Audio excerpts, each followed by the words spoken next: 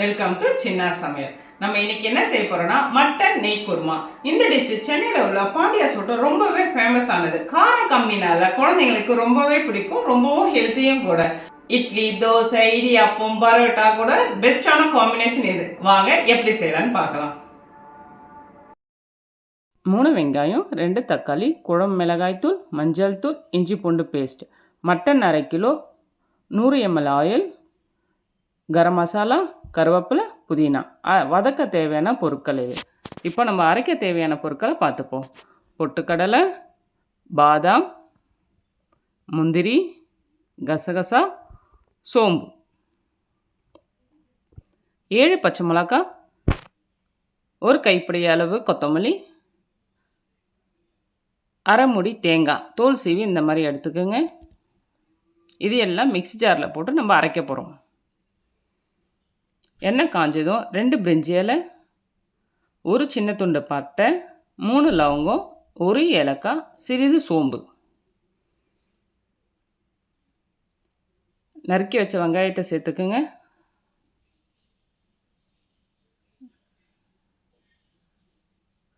கருவேப்பிலை, புதினா.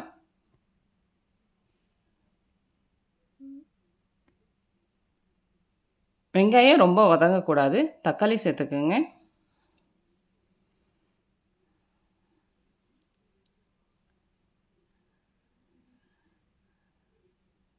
வெங்காயம் இந்த கலர் இருக்கும்போது தக்காளி சேர்த்துக்குங்க.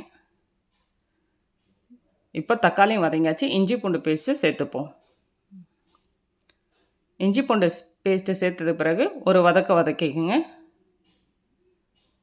இப்போ மட்டனை சேர்த்துப்போம். மட்டனை சேர்க்கும் போது மீடியம் ஃப்ளேமில் வச்சுக்கோங்க அடுப்பை. மட்டனை எண்ணெயில் கொஞ்சம் வதக்குங்க. வதக்கின பிறகு 1/2 ஸ்பூன் குழம்பு மிளகாய் தூள், சின்ன ஸ்பூன் அளவு 1 ஸ்பூன் சேர்த்துக்கங்க. மஞ்சள் சின்ன ஸ்பூன் எடுத்துக்கோங்க.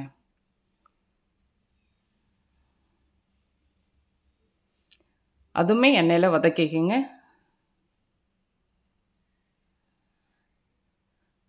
லைட்டாக கொதி வரும்போது 1/2 லிட்டர் தண்ணியே சேர்த்துக்கோங்க. இப்போ 4லேருந்து 5 விசில் வைக்க போகிறோம். மீடியம் ஃப்ளேமில் வைக்க போகிறோம். இப்போ அரைக்க தேவையான பொருட்கள் எடுத்துப்போம். தேங்காய், 7 பச்சை மிளகாய், கொத்தமல்லி, கசகசா, சோம்பு 1 ஸ்பூன் எடுத்துக்கோங்க.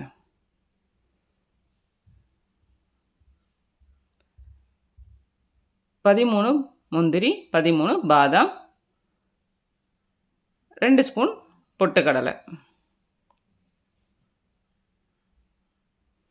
இது தண்ணி கம்மியாக விட்டு திக் பேஸ்ட்டாக அரைச்சி எடுத்துக்கோங்க. இந்த அளவுக்கு திக்காக எடுத்துக்கோங்க.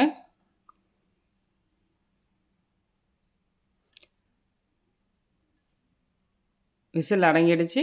இப்போ மட்டனை ஓப்பன் பண்ண போகிறோம். பார்த்தீங்கன்னா மட்டனும் தண்ணியும் ஈக்குவலாக இருக்குது. இந்த அளவுக்கு ரொம்ப தண்ணி ஊற்றக்கூடாது. இந்த அளவுக்கு தான் இருக்கணும். இப்போ நம்ம அரைச்சி வச்சுருந்த பேஸ்ட் எடுத்து இதில் ஊற்ற போகிறோம்.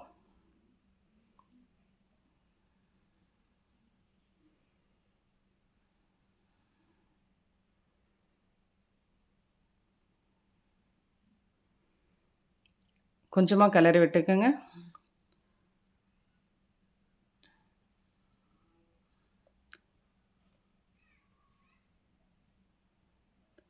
ஒரு கொதி வந்தவுடனே 4லேருந்து 5 ஸ்பூன் நெய்யை சூடு ஏற்றி நம்ம இந்த கிரேவி மேலே ஊற்றிப்போம். இப்போ ஒரு விசில் வச்சு எடுத்துக்கோங்க. மீடியம் ஃப்ளேமில் வச்சு எடுத்துங்க. இப்போ விசில் திறக்க போகிறோம். மட்டனோட கிரேவியை பார்க்க போகிறோம்.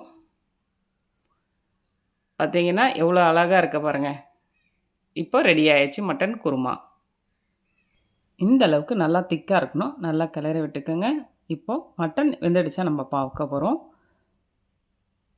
மட்டன் இந்த அளவுக்கு லைட் பிங்க் கலரில் இருக்கணும். அப்போ தான் மட்டன் நல்லா வெந்துடுச்சுன்னு அர்த்தம். இப்போ கொத்தமல்லி போட்டு நம்ம இறக்கிடுவோம். இந்த டிஷ்ஷை நீங்கள் வீட்டில் ட்ரை பண்ணுங்கள். உங்களுக்கு பிடிச்சிருந்தா லைக் பண்ணுங்கள், ஷேர் பண்ணுங்கள், சப்ஸ்கிரைப் பண்ணுங்கள். சின்னா சமையல்.